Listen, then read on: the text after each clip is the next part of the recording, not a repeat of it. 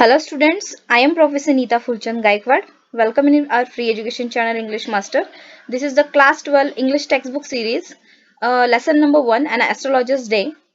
We are going to learn the brainstorming session part number 1. I have divided this session in two parts. मी दोन parts मध्ये याचं dividation केलंय because कारण याचं brainstorming session मध्ये question answer series मध्ये तुम्ही पाहिलं असेल तुमच्या टेक्स्ट बुकच्या खाली जे काही क्वेश्चन्स आहेत A1, A2, A3, A4, A5 आणि A6 सगळे आपण कव्हर अप करणार आहोत. सो A2 ते A3 आपण आजच्या पार्ट मध्ये पाहणार आहोत आणि A4, A5, A6 आपण पार्ट 2 मध्ये पाहणार आहोत. ओके, सो जे माझे कॉलेजचे स्टुडंट्स आहेत मी त्यांना एक नोटीस देऊ इच्छिते की तुम्ही विद्यार्थ्यांनो जे काही मी शिकवते म्हणजे आता हे ब्रेनस्टॉर्मिंग सेशन जे आहे तर हे तुम्ही व्यवस्थितपणे तुमच्या नोटबुक मध्ये लेसनचं नाव टाकायचं आहे एस्ट्रोलॉजर्स डे आणि क्वेश्चन आन्सर्स लिहून काढायच्यात.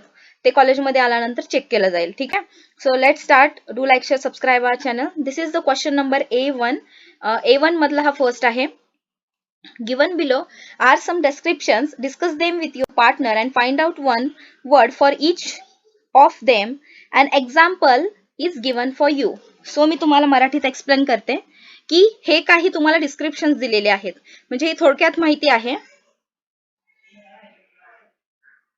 ओके, तुम्हाला तुमच्या पार्टनर म्हणजे तुमचे जे कलिग्स आहेत कॉलेजमधले जे तुमचे क्लासमेट्स आहेत त्यांच्यासोबत हे डिस्कस करायचं आहे आणि प्रत्येक जे एक्झाम्पल आहे ते कशाशी निगडीत आहे कोणत्या फील्ड विषयी ते माहिती देतं ते तुम्हाला शोधून काढायचं आहे. सो चला पाहूयात. ए हे तुमच्या टेक्स्टबुक मध्ये आलेलं आहे. The scientific study of the universe and the objects in it including stars, planets, nebulae and galaxies. So galaxy म्हणजे आपल्याला माहिती आहे आकाशगंगा, स्टार्स म्हणजे तारे, प्लॅनेट्स म्हणजे ग्रह, युनिवर्स म्हणजे विश्व.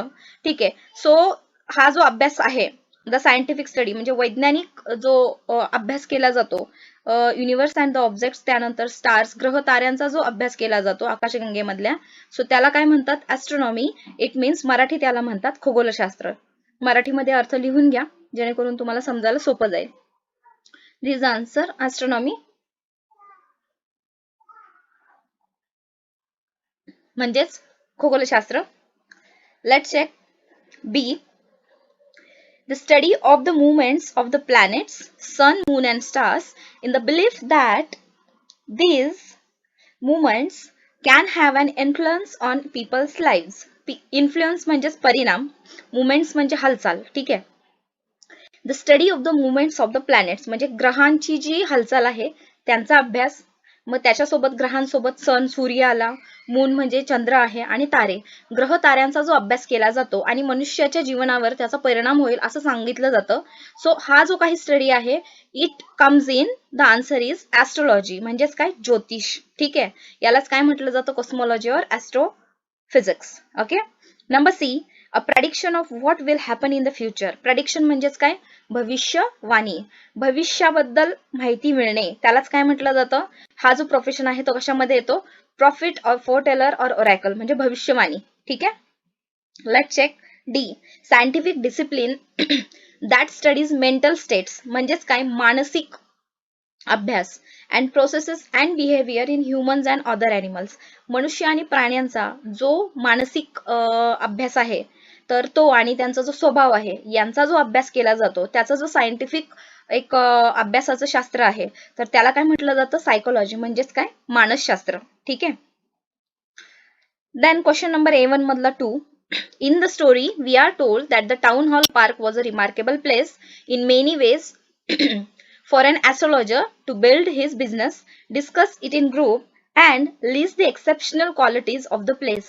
आता याच्यामध्ये या धड्यामध्ये या लेसन मध्ये तुम्हाला या स्टोरीमध्ये town hall park was a remarkable place म्हणजे टाउन हॉल पार्क या जागेविषयी माहिती देण्यात आलेली आहे, त्याचे जे काही क्वालिटीज असतील. ठीक आहे, सो जिथे ऍस्ट्रोलॉजर आपला बिझनेस करतो, ठीक आहे, त्याचा व्यवसाय करतो.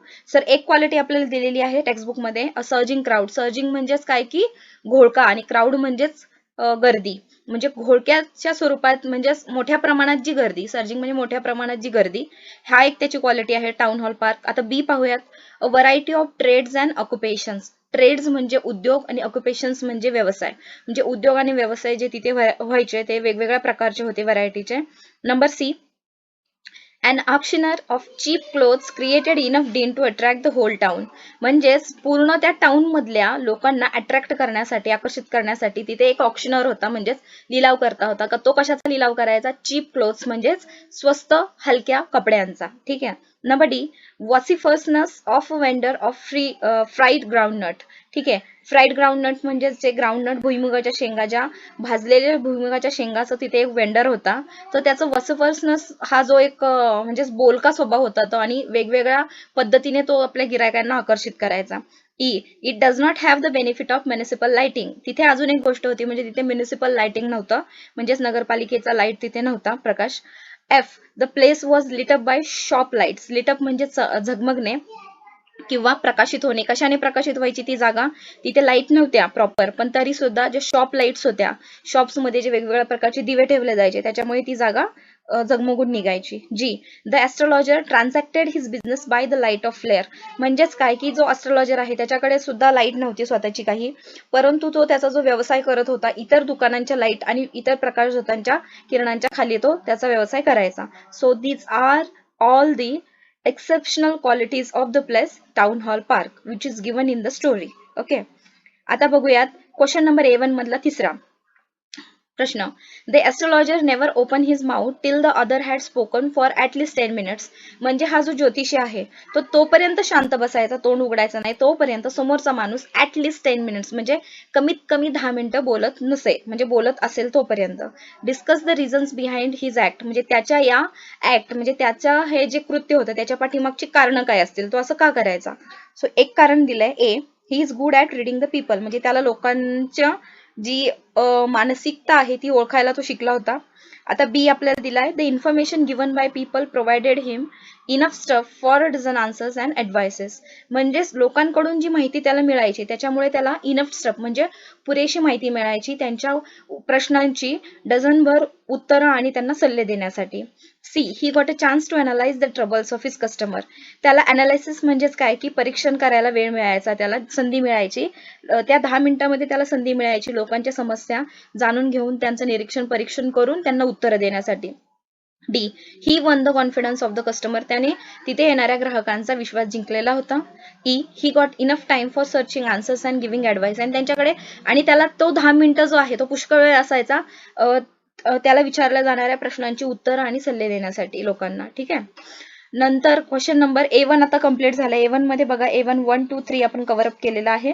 नोटबुक मध्ये व्यवस्थित लिहा. आता आपण पाहणार आहोत A2 त्याच्यामधला first question, the tactics. Tactics म्हणजेच काय आपण म्हणू शकतो की त्याच्या म्हणजेच त्याला जी let me just tell you the tactics used by the astrologer to earn his wages. Wages म्हणजे काय की त्याला त्याचं जे इन्कम आहे, ठीक आहे, जे पैसे त्याला मिळायचे दिवसाचे, म्हणजे तो मेहनत करायचा, लोकांना भविष्य सांगणं सुद्धा त्या एक प्रकारचं कामच होतं, पण त्याच्यासाठी त्याच्या ज्या टॅक्टिक्स होत्या, टॅक्टिक्स इट मीन्स व्हॉट, डावपेच असेल किंवा ट्रिक्स असतील. ठीक आहे. द टॅक्टिक्स म्हणजे युक्त्या किंवा डावपेच आपण म्हणूयात. सो ए तुम्हाला दिलेला आहे क्वेश्चन तुमच्या टेक्स्टबुक मध्ये, that is analysis of human troubles. मनुष्यांच्या समस्या, ट्रबल्स म्हणजे समस्या, त्यांचं त्याने एक अनालिसिस व्यवस्थितपणे निरीक्षण परीक्षण केलं होतं. सो आता B, a good presence of mind. म्हणजे त्याच्याकडे तल्लख बुद्धी होती. एक्सपिरियन्स अँड परसेप्शन, आणि त्याच्याकडे अनुभव होता आणि चांगली, म्हणजे तो खूप हुशार होता. ठीक आहे.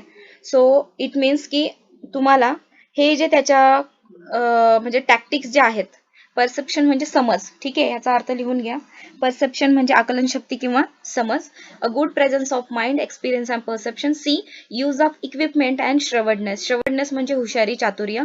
इक्विपमेंट म्हणजे त्याच्याकडे जी साधनं होती, फॉर एक्झाम्पल त्याच्याकडे जे काय ते शेल्स वगैरे होत्या, ठीक आहे, कवड्या होत्या, अजून भरपूर साहित्य होतं. So will take it and use of equipment and shrewdness. हुशारी आणि त्याच्याकडे जे साहित्य होतं त्यांचा वापर. D, comment on the customers nature, affair, effort and fate. Fate म्हणजे नशीब, एफर्ट्स म्हणजे प्रयत्न, अफेअर्स म्हणजे त्याच्या आयुष्यामध्ये, त्याच्या पर्सनल लाईफमध्ये काय प्रॉब्लेम्स आहेत, आणि नेचर म्हणजेच त्याचा स्वभाव, कस्टमरचा म्हणजे येणाऱ्या ग्राहकाचा जो स्वभाव आहे, त्याचं नशीब आहे, त्याचे प्रयत्न आहेत, आणि त्याच्या आयुष्यातल्या ज्या अडचणी आहेत त्याच्यावर तो कमेंट करायचा, म्हणजे त्यांना माहिती द्यायचा त्याच्याबद्दल.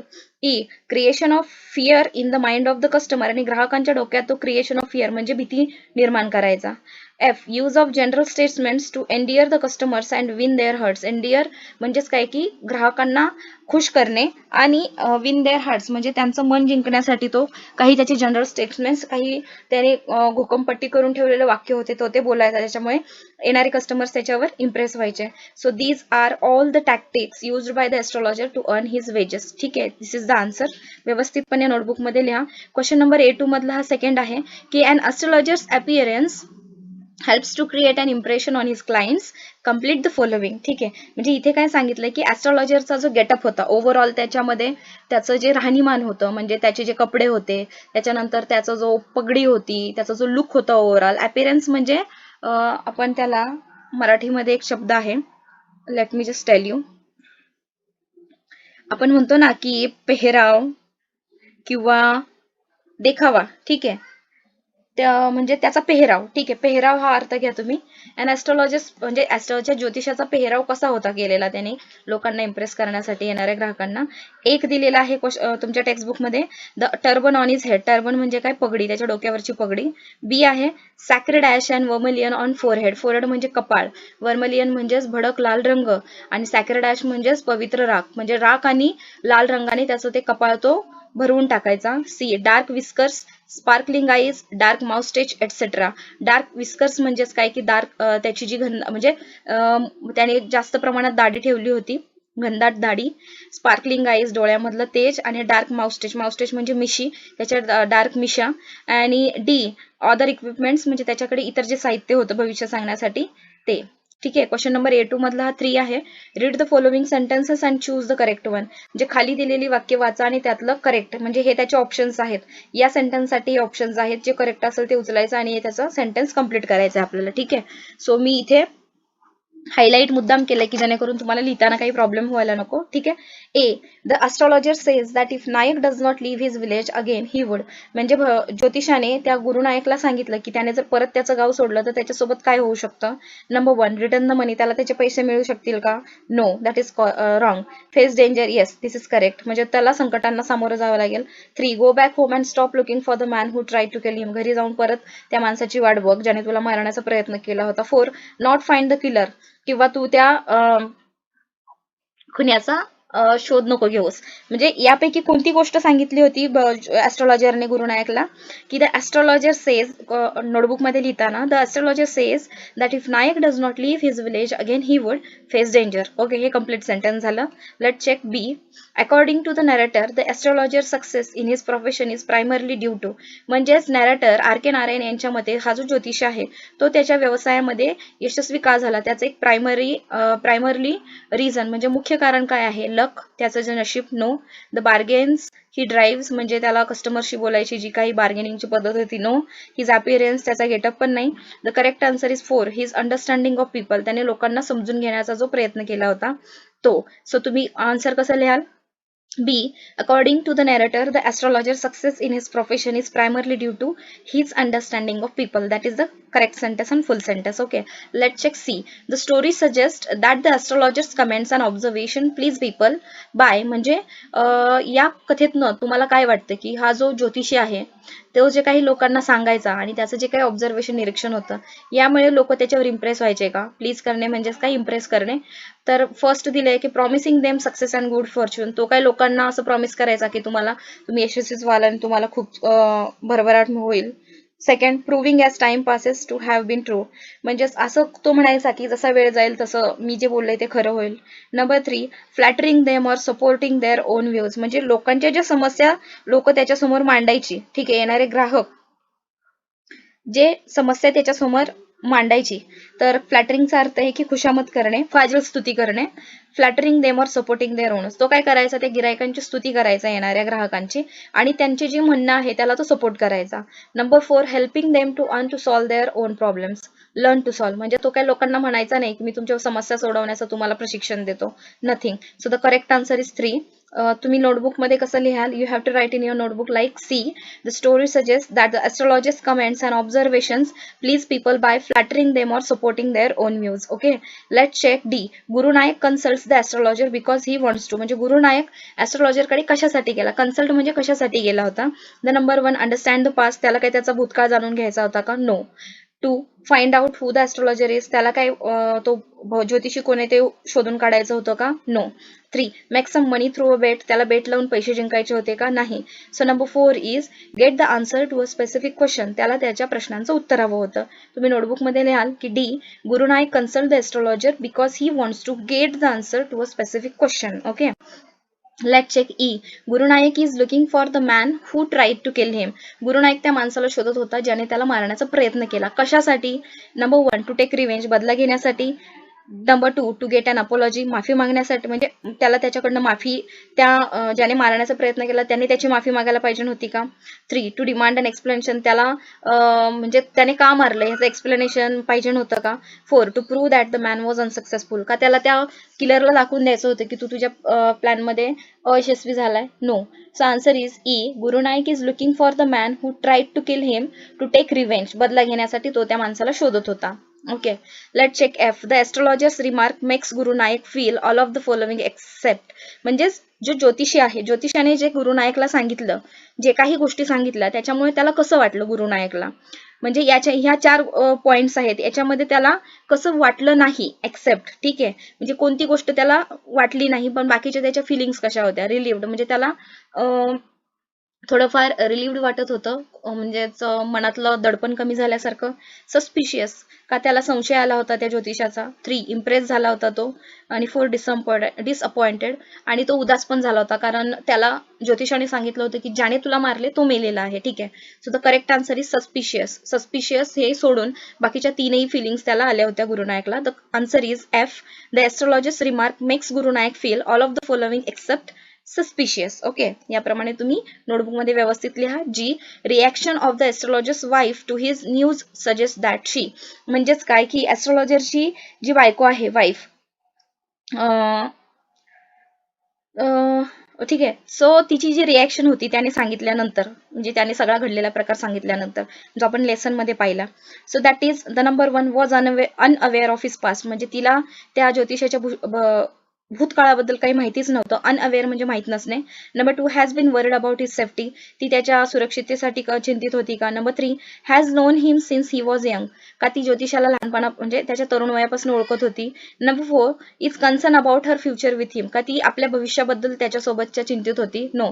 The correct answer is 1 unaware of his past. So तुम्ही नोटबुक मध्ये कसं लिहाल, G reactions of the astrologer's wife to his news suggest that she was unaware of his past. Okay, this is the correct answer. Let check question number A2, जो आपला A2 आपण continue करत आहोत, त्यामध्ये आपण 1, 2, 3 कम्प्लीट केलेला आहे. This is the 4. Read the following sentences, खाली दिलेली वाक्य वाचा अँड फाइंड आउट, आणि शोधा ट्रू अँड फॉल्स सेंटेन्सेस, चुकीचा आणि बरोबर सेंटेन्स कोणता आहे, आणि करेक्ट द फॉल्स सेंटेन्सेस. जे बरोबर आहेत ते बरोबर लिहा, आणि जे चुकीचे आहेत त्याला तुम्ही दुरुस्त करा. ठीक आहे. A. The astrologer gave a correct prediction to the client about his past, that he was stabbed, thrown into a well and left for dead. म्हणजेच जो ज्योतिषी आहे, ठीक आहे, त्याने स्टॅब म्हणजे काय, वार करणे किंवा मारण्याचा जो प्रयत्न केला होता. ठीक आहे, म्हणजे आपला जो एस्ट्रोलॉजर आहे त्याने त्या गुरु नायकला सांगितलं, प्रेडिक्शन म्हणजे त्याचं जे काही भविष्य होतं ते सांगितलं, की तुला ज्या माणसाने मारण्याचा प्रयत्न केला होता, भोकसण्याचा प्रयत्न केला होता, आणि तुला मारून तुझ्यावर वार करून तुला विहिरीत ढकलून दिलं होतं मरण्यासाठी. सो हे जे सेंटेन्स आहे करेक्ट आहे, ट्रू, कारण तसं झालं होता तो प्रकार त्याच्यासोबत, गुरुनायक सोबत, त्याच्यामुळे this is the correct sentence. B. When the astrologer came to know that the man whom he killed is alive, he felt that he was relieved of his guilt. Aliveचा अर्थ काय आहे की जिवंत असणे, आणि गिल्ट म्हणजे मनामधलं जे आपण म्हणतो ना की कोणत्या आपण एखादी चुकीची गोष्ट जर केली तर आपल्याला त्याचा पश्चाताप आपण म्हणतो ना, गिल्ट, की मन आपलं आपल्याला खातं, म्हणजे अपराधी भावना जी आहे. ठीक आहे, अपराधी भावना. When the astrologer came to know, म्हणजे जेव्हा ज्योतिषाला कळालं की त्याने ज्या माणसाला मारलं म्हणजे मारलं होतं असं त्याला वाटत होतं, म्हणजे तोच गुरुनायक, तो त्याच्यासमोर जिवंत उभा होता आणि त्याच्यामुळे त्याच्या मनावरचं जे दोषीपणाचं अपराधीपणाचं जे ओझं होतं ते रिलीव्ह झालं होतं, कमी झालं होतं. This is the true. Okay, हे करेक्ट आहे. सो याचा आन्सर तुम्ही काय लिहाल तुमच्या नोटबुकमध्ये? That is true. C. The astrologer tried to back out of the deal and talk about the client's past. False. ठीक आहे, याचं फॉल्स का दिलेलं आहे? चुकीचं सेंटेन्स काय आहे चेक करूयात. कारण जो ज्योतिषी आहे tried to back out of the deal, म्हणजे गुरुनायक सोबत जी डील झाली होती त्याच्यातनं त्याने मागचा पाय घेतला, म्हणजे पाठीमागे सरला का तो? नाही. And talk about the client's past, आणि त्याने त्याच्या फक्त भूतकाळाबद्दलच सांगितलं का? नाही, त्याने त्याचा भविष्यकाळ पण त्याला सांगितला.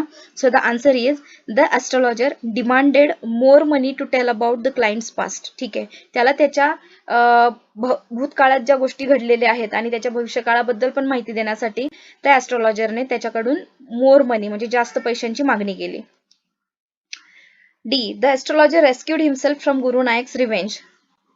एस्ट्रॉलॉजर म्हणजे ज्योतिषाने स्वतःची सुटका केली होती. रेस्क्यूड म्हणजे सुटका करणे, गुरु नायकच्या रिव्हेंज बदलापासनं. Yes, true.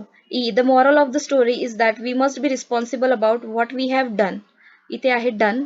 Okay, N missing आहे, so just noted down. By mistake राहिला. DONE डन म्हणजे करणे.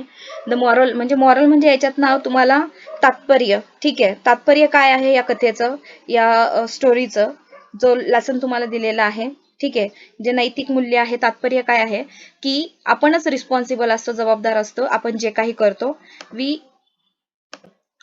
We must be responsible about what we have done. आपणच असतो. ठीक आहे, आणि आपण जे काही करतो आपल्या फ्युचर म्हणजे आपल्या लाईफमध्ये आपण जे काही बघतो त्याला आपणच रिस्पॉन्सिबल असतो, जबाबदार असतो. And should not run away from our mistakes. Mistakes म्हणजे चुका, आणि आपण आपल्या चुकांपासून पळू शकत नाही. Yes, that is true. हे करेक्ट सेंटेन्स आहे. ठीक आहे, हे true. Okay, let check next. A2 मधला हा 5वा प्रश्न आहे तुमचा. Question number A2. I am taking the pointer.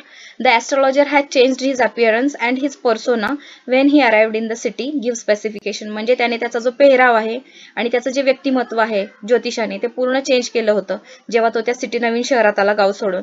याच्या संदर्भात थोडी माहिती द्या. स्पेसिफिकेशन मध्ये थोडीशी माहिती. Answer. When astrologer was a silly youngster. तो जेव्हा एक मूर्ख तरुण होता. ही क्वारल्ड विथ गुरुनायक, म्हणजे त्याने भांडण केलं होतं गुरुनायक सोबत. And tried to kill him in wrath, आणि त्याला मारण्याचा प्रयत्न केला होता त्या भांडणाच्या त्या सिच्युएशन मध्ये. He thought that he had murdered Gurunayak. त्याला वाटत होतं की त्याने गुरुनायकला मारून टाकलंय. So he left the village, म्हणून त्याने गाव सोडून दिला. लेफ्ट म्हणजे सोडून देणे. And settled in the distant city, आणि एक लांब शहरात येऊन तो सेटल झाला, म्हणजेच तिथे तो येऊन राहिला. वेअर, जिथे no one was familiar with him, जिथे त्याच्या ओळखीचं कोणीच नव्हतं. ही चेंज्ड हिज अटायर, म्हणजे त्याने त्याचा पोशाख म्हणजे त्याचं राहणीमान पूर्ण चेंज केलं. And also change the complete appearance, पेहराव चेंज केला. अँड पर्सोना, आणि व्यक्तिमत्व सुद्धा चेंज केलं. सो दॅट, या कारणामुळे नो वन कुड रेकग्नाइज हिम. रेकग्नाइज म्हणजे ओळखणे, त्याला कोणीही ओळखू शकत नव्हतं. अँड हिज ऑफेन्स, आणि त्याचा जो गुन्हा आहे of killing Gurunayak would not be revealed. Reveal म्हणजे समोर येणे. त्याने जो गुन्हा केला होता गुरुनायकला मारण्याचा तो जगासमोर येणार नव्हता. So this is the answer. हे तुम्हाला नोटबुक मध्ये नोट डाऊन करायचे. ओके, क्वेश्चन नंबर A2 मधला आहे 6 question. The darkness load that was inside the astrologer has disappeared.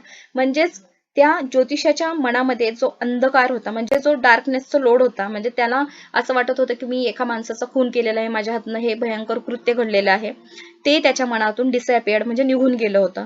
Through this sentence, हे जे एक वाक्य आहे, explain the significance of the title and astrologer's day. याच्यातनं जो R.K. नारायण यांनी या कथेला नाव दिलेलं आहे अँड एस्ट्रॉलॉजर्स डे, म्हणजे एका ज्योतिषाचा दिवस. ठीक आहे, सो याचं जे सिग्निफिकन्स आहे, म्हणजे हे कसं तुम्हाला पटवून देतं की हा एस्ट्रॉलॉजर डे, हे सेंटेन्स कसं पटवून देतं ते तुम्हाला सांगायचं आहे. आन्सर आहे की an astrologer was living under the burden. Burden म्हणजे ओझे. अन एस्ट्रॉलॉजर म्हणजे तो जो ज्योतिषी आहे तो जगत होता एका ओझ्याखाली, ऑफ थॉट, विचाराच्या, that he had murder a man in his life, की त्याने त्याच्या आयुष्यामध्ये एका माणसाचा खून केला, या विचाराच्या ओझ्याखाली तो जगत होता. But one day he saw a stranger before him. Stranger म्हणजे अनोळखी व्यक्ती, पण एक दिवस एक अनोळखी व्यक्ती त्याच्या समोर येऊन उभी राहिली. He identified him that he is Gurunayak, आणि त्याने त्याला आयडेंटिफाईड म्हणजे ओळखले की तोच गुरुनायक आहे. When he saw गुरुनायक was alive, आणि जेव्हा त्याने बघितलं की गुरुनायक जिवंत आहे, अलाइव्ह म्हणजे जिवंत असणे, ही बिकेम टेन्शन फ्री, त्याच्या मनातलं ओझं निघून गेलं. The day on which he was relieved from that load, ज्या दिवशी तो या ओझ्याच्या विचाराच्या ओझ्याच्या दबावाखालून मुक्त झाला was a special day for him. तो त्याच्यासाठी त्याच्या आयुष्यातला सर्वात महत्वाचा दिवस होता. So that day is called an astrologer's day. So याच्यामुळेच या कथेचं नाव काय दिलेलं आहे, अन ॲस्ट्रोलॉजर्स डे, म्हणजेच एका ज्योतिषाचा दिवस. ओके, नोटबुक मध्ये लिहा. क्वेश्चन नंबर A2 मधला आहे 7th नंबरचा point. The astrologer feels relieved that Guru is not dead as it relieves a great burden from him. म्हणजेच जो ज्योतिषी आहे त्याला जेव्हा हे समजलं की गुरु हा मेलेला नाहीये, नॉट डेड म्हणजे मृत नाहीये, आणि याच्यामुळे त्याच्या मनावरचं ओझं निघून गेलं. Critically justify the statement and explain it. इथे तुम्हाला असं सांगितलेलं आहे की तुम्ही हे जे स्टेटमेंट आहे, हे जे वाक्य आहे, याला एक्सप्लेन करा. ठीक आहे. क्रिटिकली जस्टिफाय म्हणजेच काय की तुम्ही सहमत आहात का याच्याशी, ते सांगायचं आपल्याला. Answer, an astrologer was living under the load of thought. म्हणजे जो ज्योतिषी आहे तो एका विचाराच्या ओझ्याखाली जगत होता. दॅट की ही हॅड मर्डर गुरु नाईक, त्याने गुरु नाईकला मारलाय. So he felt himself guilty. Guilty म्हणजे अपराधी भावना, म्हणून त्याला फेल्ट म्हणजे वाटणे, अपराधी भावना त्याच्या मनात होती. बट वन डे, परंतु एका दिवशी, when he saw Guru Naik before him alive. Before म्हणजे समोर, अलाइव्ह म्हणजे जिवंत. परंतु ज्या दिवशी त्यांनी गुरु नाईकला समोर जिवंत पाहिलं, he felt relieved from the burden. Burden म्हणजे ओझे. त्याला एकदम असं ते एका ओझ्यातनं मोकळं झाल्यासारखं वाटलं. ऑफ दॅट थॉट मीन्स म्हणजे त्याच्या मनात जो विचार होता की त्याच्या हातून गुरु नाईक मेलाय, त्या विचाराच्या ओझ्याखालून तो रिलीव्ह झाला, मुक्त झाला. मीन्स याचाच अर्थ ही वॉज नॉट डेड, की तो मेलेला नव्हता. ओके, सो आपण हे जस्टिफाय केलेलं आहे स्टेटमेंट. नोटबुक मध्ये नोट डाऊन करा. क्वेश्चन नंबर A2 मधला आहे question number 8. The astrologer wins. Wins म्हणजे जिंकणे किंवा गेट्स म्हणजे मिळवणे. The sympathy. सिंपती म्हणजेच आपण काय म्हणू शकतो की लोकांकडून सहानुभूती. ठीक आहे.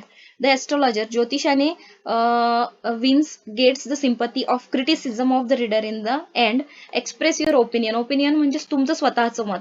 With the support of the main story. धड्याची मेन स्टोरीला धरून तुम्ही तुमच्या स्वतःचं मत एक्सप्लेन करा की त्या ज्योतिषाने या धड्याच्या शेवटी लोकांचं म्हणजे जे वाचक आहेत त्यांची जी सिंपती आहे, ठीक आहे, सहानुभूती, ती मिळवली होती की जिंकली होती. ठीक आहे. So will check the answer. हे लिहून घ्या. The astrologer gets the sympathy म्हणजे त्यांनी मिळवली होती सिंपती, जिंकली नव्हती.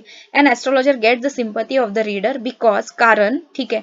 जेव्हा तुम्ही सांगते मी तुम्हाला, जेव्हा बोर्डाच्या पेपरला पण कधी लिहाल 12वीच्या उत्तर, तेव्हा बिकॉज हे जे एक वाक्य आहे ना, एक शब्द, याच्यामुळे तुम्ही पुढचा आन्सर लिहिताना तुम्हाला कितपत ते समजलंय हे त्या पेपर चेकरच्या लक्षात येतं. त्याच्यामुळे लिहिताना जेव्हा मी जे सांगत आहे ते जरा लक्ष देऊन ऐका आणि अभ्यास करा. The astrologer gets the sympathy. The astrologer gets the sympathy okay of the readers because, कारण की he was guilty of his deed. Deed म्हणजे त्याचं जे कृत्य होतं, त्याने काम केलं होतं वाईट काम, त्याला त्याचं अपराधी भावना होती. And wanted to get away from it, आणि त्याला त्याच्यापासून मुक्त व्हायचं होतं. हिज स्मार्टनेस, त्याचा चालाकपणा, and the tricks of his trade, आणि त्याचा जो बिझनेस होता त्याच्यात जे काही तो डावपेच खेळायचा, had saved him from his past crime. भूतकाळात केलेल्या त्याच्या गुन्ह्यापासून त्याला या गोष्टींनी म्हणजे त्याचा हुशारीपणा असेल आणि त्याचा जो काही व्यवसाय त्याने चालू केला होता या गोष्टींनी त्याला वाचवलं. He had accepted his mistake. त्याने स्वतःच्या चुका मान्य केल्या. एक्सेप्ट करणे म्हणजे कबूल करणे, मान्य करणे. And already started living a new life, आणि त्याने नवीन लाईफ जगायला सुरुवात पण केली होती. आता इथे बघा विद्यार्थ्यांनो, तुमच्यासाठी एक खूप महत्वाचं आहे. Acceptance of mistake is a great quality which is difficult to find. म्हणजे स्वतःच्या चुका मान्य करणं ही फार महत्वाची एक गुणधर्म आहे, गोष्ट आहे, आणि ही कमी लोकांमध्ये आपल्याला पाहायला मिळतो हा गुण.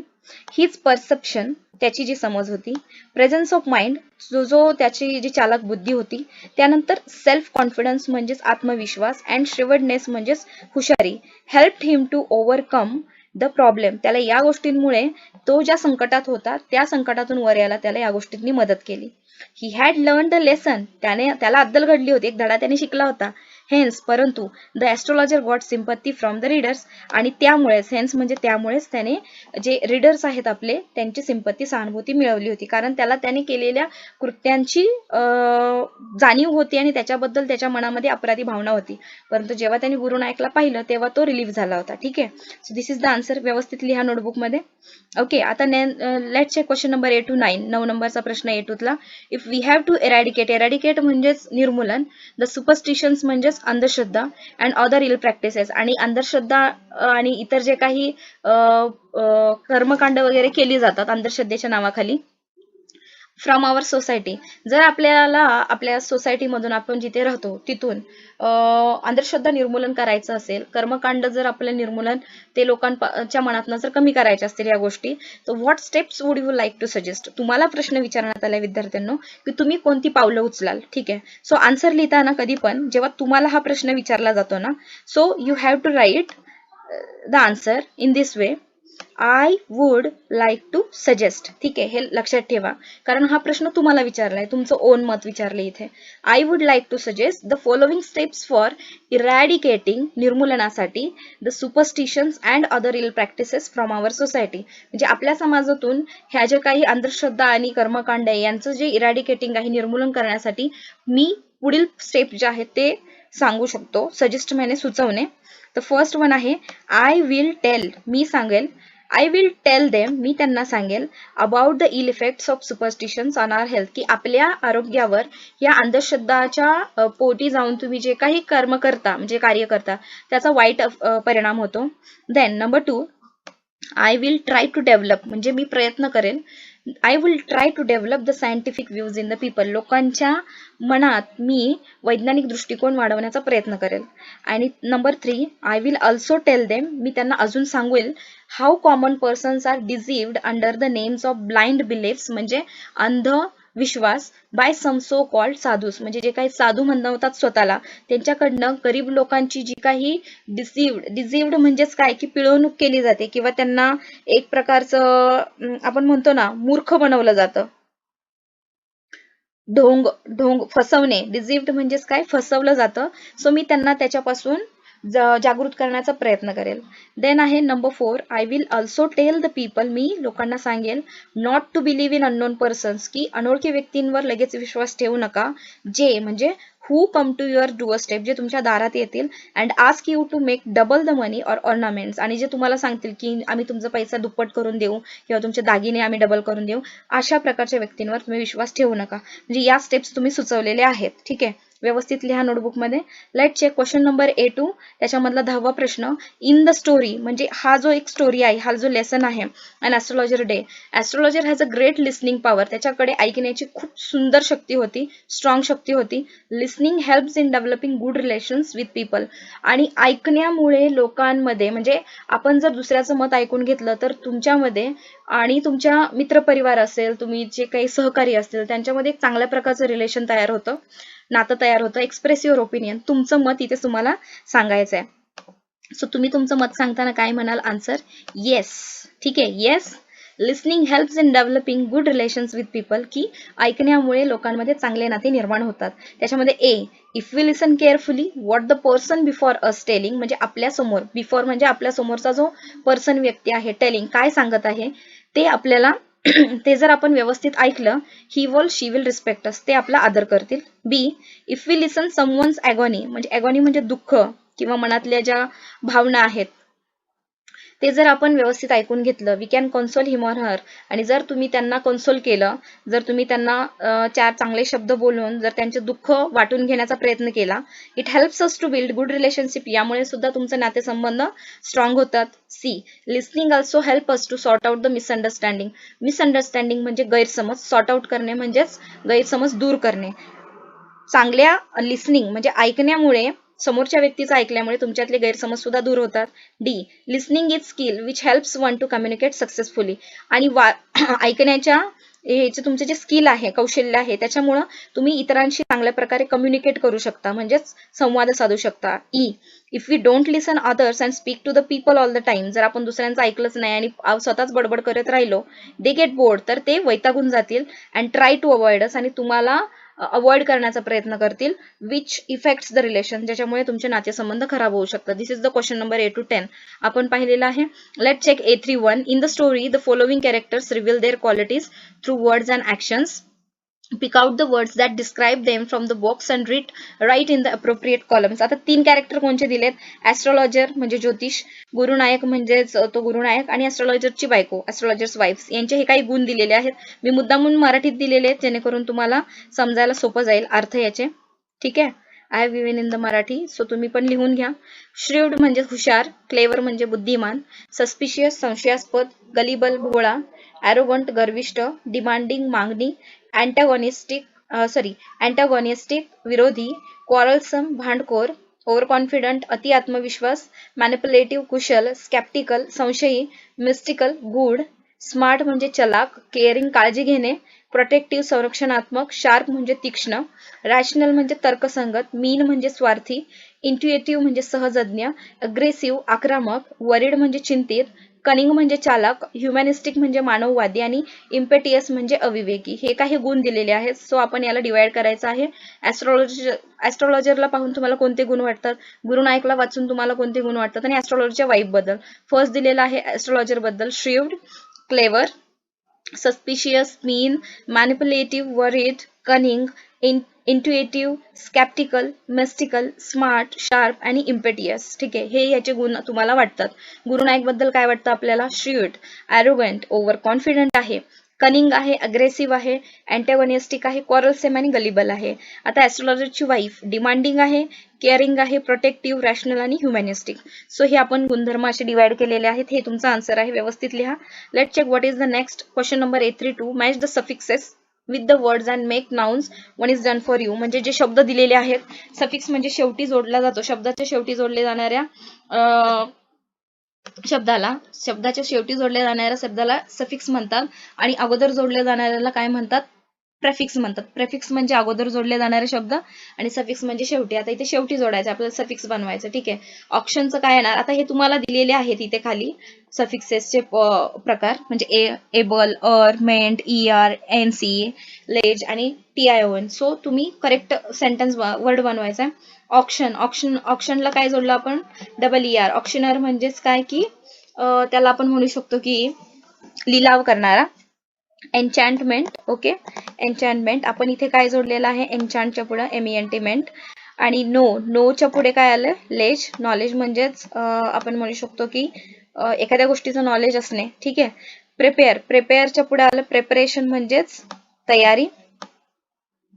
प्रोसीडच्या पुढे आलं प्रोसिजर म्हणजे प्रक्रिया.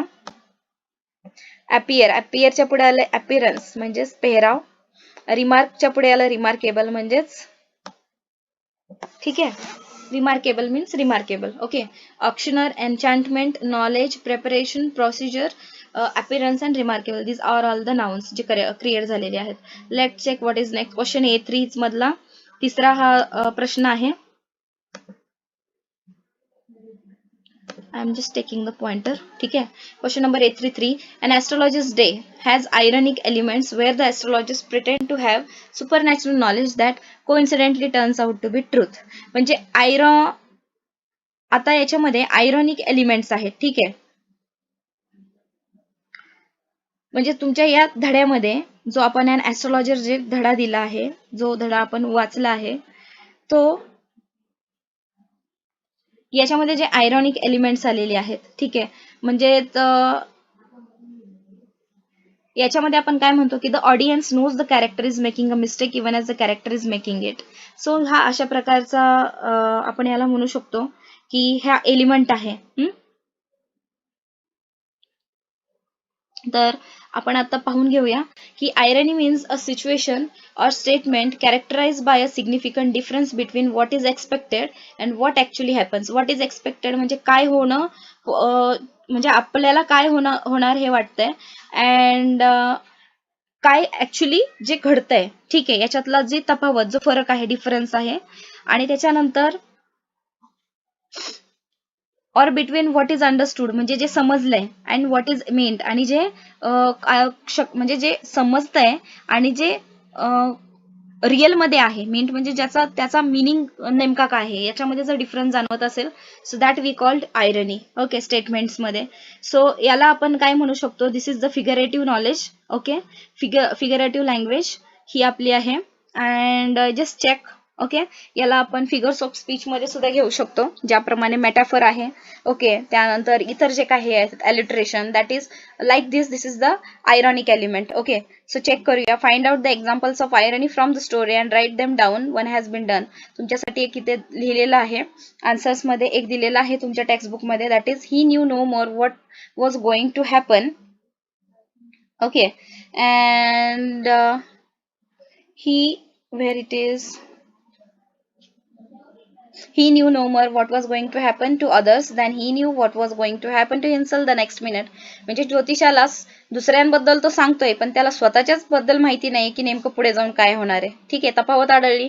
So it is the ironic element in it. Okay, ironic figurative element आहे. बी, त्याचप्रमाणे आपण शोधून काढले. B, he had a working analysis of mankind troubles. त्याला मनुष्यांच्या समस्यांचा म्हणजेच काय होतं की त्याने अध्ययन किंवा अभ्यास केला होता.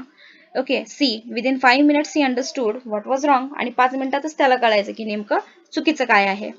D, Nayak learn his attackers was dead. नायकला वाटलं की त्याला ज्याने मारले तो मेलाय, परंतु the astrologer learn that he did not commit murder.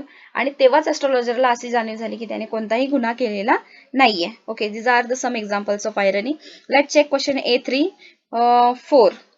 In the story, many Indian words are used. Cowrie shells, this is an example of code mixing. Code mixing he G language आहे, ठीक आहे. So याच्यामध्ये cowrie शेल्सचा प्रकार दिलेला आहे. Shells म्हणजे काय की शिंपले, हे इंग्लिश मध्ये आहे, पण कावरी आपला इकडचा शब्द आहे. म्हणजेच इंडियन प्लस 2 लँग्वेजचे जेव्हा मिक्सिंग होतं त्याला आपण म्हणतो code mixing. Find out other such words from the story and write them down. इथे मी दिलेले आहेत, लिहून घ्या. 8 आनाज, 3 pies, lit chariot, jutka drivers, Bombay ice cream, Raja's delicacy, Delhi almond. Okay, 2 लँग्वेजेसचं मिक्सअप आहे, code mixing language. These are the examples. Let's check question A3-4. There are some phrases where the word crown is used with different shades of meaning. इथे crown हा word आहे, crown म्हणजे मुकुट. Okay, पण त्याला आपण वाक्प्रचार मध्ये यूज केलेला आहे. Use the following phrases to complete the sentence meaningfully. One is done for you. इथे एक दिलेला आहे, आपल्याला ते कंप्लीट करायचंय. Crowning achievement, okay, to crown the effect. Crown of thorns, crowning glory to crown fall. याचा अर्थ पाहूयात आता. फर्स्ट दिला आहे तुमच्या नोटबुक मध्ये, सॉरी टेक्स्टबुक मध्ये. To crown the effect, he wound a saffron colour turban around his head. प्रभाव पाडण्यासाठी त्याने डोक्यावर भगव्या रंगाची पगडी घातली. टू क्राउन द इफेक्ट म्हणजे प्रभाव पाडण्यासाठी. Okay, let's check next. A, the works of Shakespeare are the the works of Shakespeare are the crowning glory of English drama. Okay, crowning glory. ठीक आहे, इथे एन मिसिंग आहे, CROWNING. हे तुम्ही करून घ्या, इथे एन ऍड करा. Okay, CROWNING. This is my mistake, I apology. Okay, the works of Shakespeare are the crowning glory of English drama. शेक्सपियरची कामे इंग्रजी नाटकाचा मुख्य अभिमान आहे. क्राउनिंग ग्लोरी म्हणजेच एक प्रकारचा मुख्य अभिमान असणे. B, Amitabh has given us awesome movies throughout 5 decades. 5 दशकापासून अमिताभ बच्चन यांनी आपल्याला खूप छान चित्रपट दिले. But his to crown the effect is his performance in the movie black.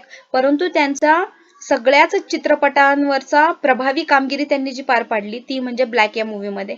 To crown the effect म्हणजे प्रभावी कामगिरी याचा अर्थ आहे. ठीक आहे, let's check next. In her pursuit of success, तिच्या यशाच्या प्रयत्नात, Radha has distance herself from her family. तिने आपल्याला स्वतःच्या कुटुंबापासून दूर केलं होतं. Her fame has become real crown of thrones. परंतु तिच्या नंतर जी ख्याती झाली ती झाली रिअल क्राउन ऑफ थॉर्न्स. म्हणजेच जे काटेरी मुकुट आहे, काटेरी मुकुटाची जी जे आपण म्हणतो ना खूप कष्ट हाल अपेष्टा करून लाईफ मध्ये सक्सेस होणं, दॅट इज मिनिंग इट, की खरी काटेरी मुकुटासारखी तिची ख्याती बनली आहे. D, they threw a wonderful party for me with costumes, games and to crown it all my favourite kind of ice cream. म्हणजे त्यांनी माझ्यासाठी वेशभूषा, कॉस्ट्युम म्हणजे वेशभूषा असेल, गेम्स खेळ असतील, आणि टू क्राउन इट ऑल म्हणजे टू क्राउन इट ऑल म्हणजेच विशेषतः एक्स्ट्रा ऑर्डिनरी म्हणजेच भरीत भर म्हणून त्यांनी माय फेवरेट काइंड ऑफ आईस्क्रीम सुद्धा, माझ्या सगळ्या आवडत्या प्रकारच्या आईस्क्रीम पण त्यांनी दिल्या होत्या. So this is the meaning. So विद्यार्थी मित्रांनो, the E is medical science has great इन्व्हेन्शन्स but organ transplantation is definitely a crowning achievement for human बिंग्स. आता इथे बघा क्राउनिंग अचिव्हमेंट हे आलेली आहे फ्रेज. सो वैद्यकीय शास्त्रामध्ये उत्तम आविष्कार आहेत, परंतु अवयव प्रत्यारोपण, ऑर्गन म्हणजे अवयव, ट्रान्सप्लांटेशन म्हणजे प्रत्यारोपण, हे मानवांसाठी निश्चितच एक महत्वपूर्ण कामगिरी आहे. क्राउनिंग अचिव्हमेंट म्हणजेच महत्वपूर्ण कामगिरी. ओके, आय होप की तुम्हाला समजलं आहे. तुम्ही व्यवस्थित नोटबुक मध्ये नोट डाऊन करा. कॉलेजमध्ये रेग्युलर कॉलेजेस चालू झाल्यानंतर तुमचे जे क्लास टीचर म्हणजे तुमचे जे सब्जेक्ट टीचर आहेत त्यांच्याकडून तुम्ही चेक करून घ्या. आणि येस ऑफकोर्स चॅनेलला लाईक शेअर सबस्क्राईब करा. लवकरच भेटूया पार्ट 2 मध्ये. आय नो की हा थोडा मोठा झालाय पार्ट, पण आता क्वेश्चन्स व्यवस्थित पण एक्सप्लेन करून सांगणं सुद्धा महत्वाचं आहे. ठीक आहे, सो त्याच्यामुळे थोडा लेंदी झालाय, बट नो वरीज, आपण पार्ट 2 लवकरात लवकर कव्हर अप करण्याचा प्रयत्न करूया, कारण त्याच्यामध्ये तुम्हाला क्वेश्चन 4, 5, 6 आणि 7 ठीक आहे हे कव्हर अप करायचे आहेत आणि हे परीक्षेच्या दृष्टिकोनातून महत्त्वाचे प्रश्न आहेत. ओके, सो लवकरच भेटूया नवीन लेक्चरमध्ये पार्ट 2 सोबत. तोपर्यंत स्वतःची काळजी घ्या, फॅमिलीची काळजी घ्या. follow all the rules and guidelines issued by WHO and government. Thank you so much. Take care and bye bye.